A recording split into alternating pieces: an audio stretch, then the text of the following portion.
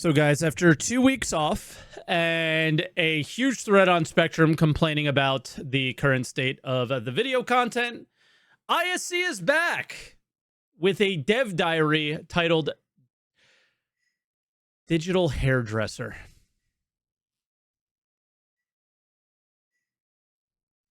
There's a 4.1 in the PTU with new and really cool stuff.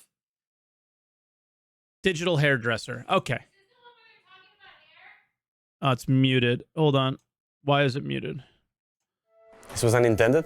That's the first thing I must say. My career took a curve. I was a lead character artist at another company. One of the things that scared me the most at that time was hair, because it is one of the hardest tasks.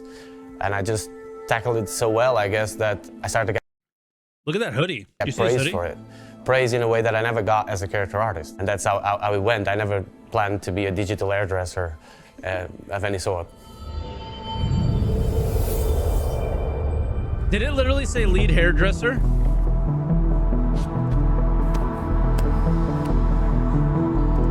I've been in love with Star Citizen since ever. It's been actually my dream for all along. When I started learning character art, this is what I wanted to work.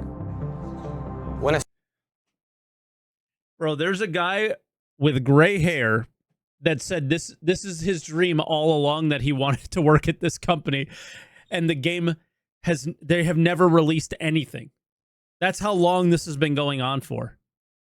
That's crazy.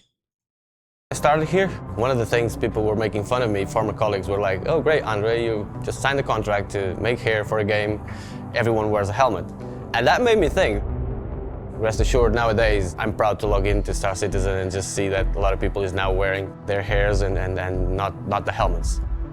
But why are they not wearing their helmets? They're not wearing their helmets so they can eat and drink, and they just forgot to put their helmet back on. When I got here, the first thing was to try not to scrap everything that was made. Obviously, there was a lot of things that were properly made. They just wouldn't. You see that?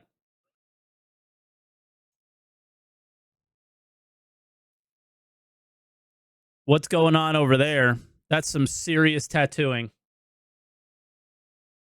I don't know if this is a reference image or what, but yeah, very cyberpunky over there. Things that were properly made. They just Vaping too, wouldn't yeah. fit for every purpose that we wanted. Most The likely first hair I reference, created especially because of the vaping, right? took me a bit of time. The first results were kind of disappointing.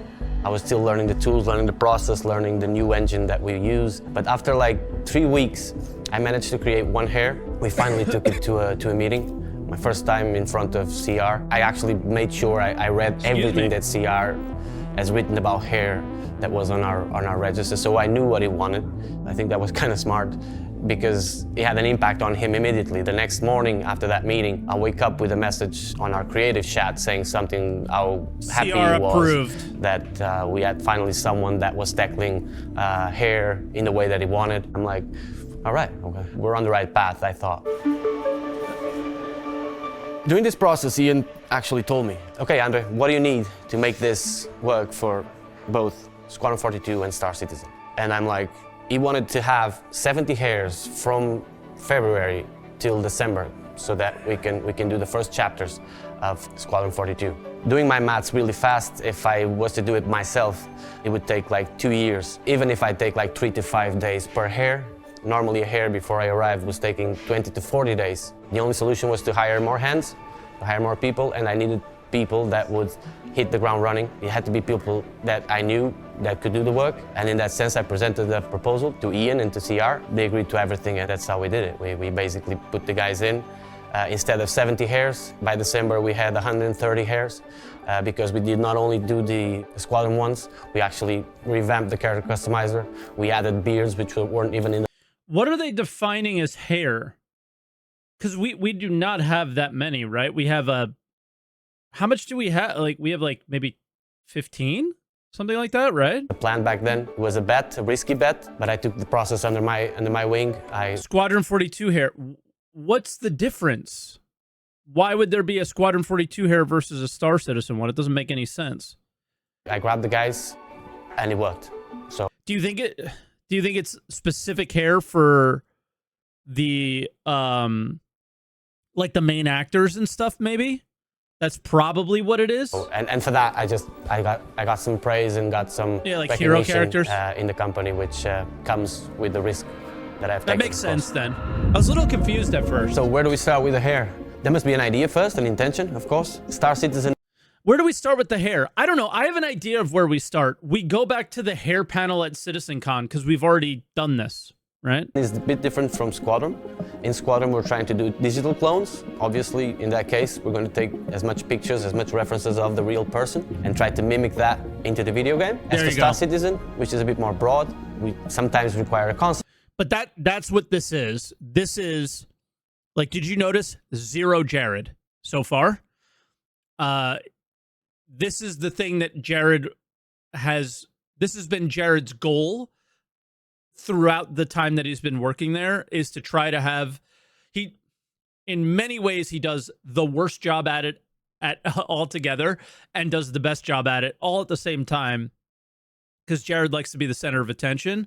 But so that's what I mean by him doing the worst job, is he kind of, especially SELs, right? It makes him, but he's got to carry people who are not used to talking, obviously. But in this situation, 0 Jared putting this guy in the front saying, hey, what do you do? And then making a video about it. It is not the best ISC to come back to. Doesn't mean that it's not interesting. Doesn't mean that this guy isn't super nice. Doesn't mean that this guy isn't doing a great job. It's just the timing of this is pretty horrible. Sometimes we have a more broad... But I don't think there would be a good time for this this episode this year, right? Given the state of things. Our idea that we want to go. We are production artists, we are not concept artists, so that's not what we do. What we really need to work is that the idea comes solid at us and it's very clear what's intended.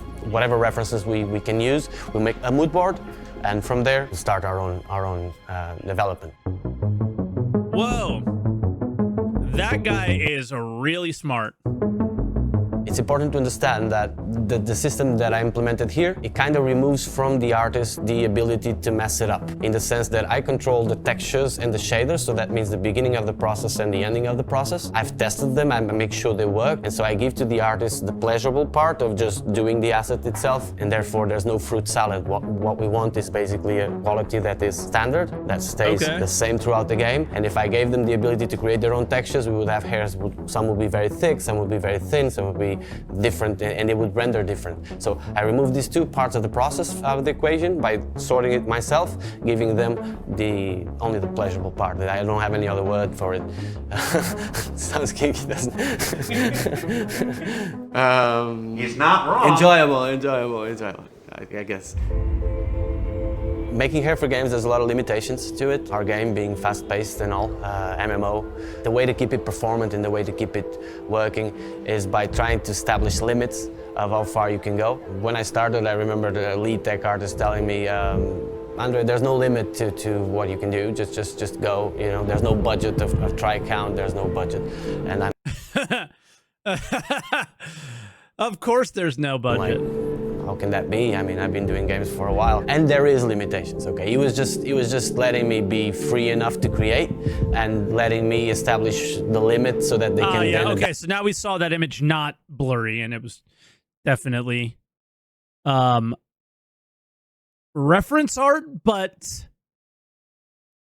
that is not reference art. That is intended for this game. Yeah, that's looking Fire Rats. That's looking Mission Giver. That's, yeah. Establish the limit so that they can then adapt. I was very conservative. We all have... I wouldn't expect smoking, though, because that has to have, like, rating issues, right? The smoking part. Hairs. Maybe. Some in Squadron 42 are a bit heavier because we just need to hit that quality bar. But could be a Squadron thing, actually. Mostly are all very performant. What you do is you just use what you need and you don't use what you don't need, basically. What are you working on for 2025? 2025 comes with creatures and more hairs for the character customizer. That's the main thing. There's also armors that are going to start to have a bit of hair. Hair, not hair, human hair, but you know, types of fur or types of synthetic hair. So we created a lot of hairs which are recognizable. We were trying to break barriers. The character customizer is like this nowadays because we were trying to push the shader and see where we could go. Tools programmers and shader programmers were coming to me and say, hey Andre, I didn't know our shader could do this type of things. And as I got this type of feedback, I was, okay, let's push this and see how far we can go. And so we have a bit of a range which is a bit too wide for now in terms of hairs that we're using. One of the last meetings with CR regarding this aspect, he told me, Andre, what we need now is Jared's hair, is Andre's hair. Move away from the outrageous, move away from the military hairstyles. That's the direction for now, to get established a good solid base of hairs. And on the that's a really good, like, people just want to make themselves, I would assume, and most people are regular people, don't have crazy outrageous hair.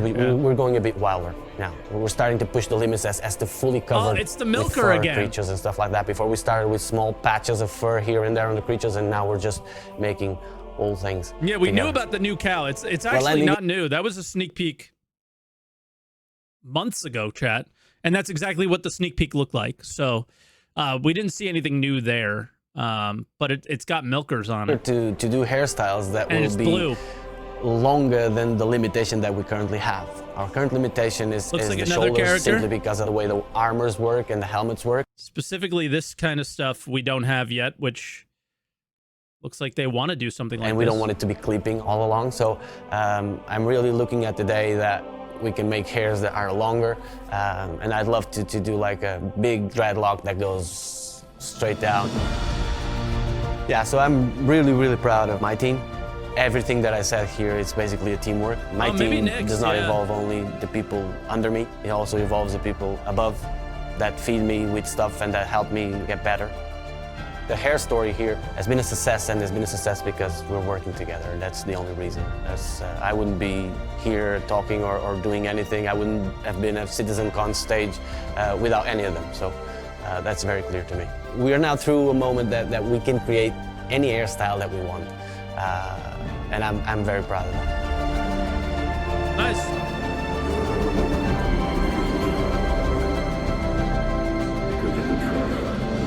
This is a nice scene to show how different it is. And with more than 30 new hairstyles scheduled. Was that the tack in the background? I'm very proud of that. Yeah.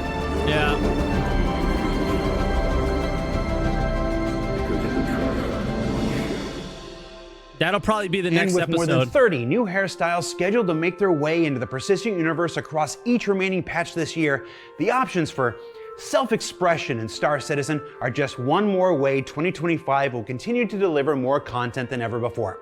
Now, I also want to tell you about this new Squadron 42 Spotlight that's being delivered directly to inboxes right now about every 2 months or so. It comes with timed exclusives, never before seen visuals, audio files, story information, all that kind of stuff included. So don't forget to check your inboxes for that, and then of course opt in through the account settings on the website if you really want that content before everyone else.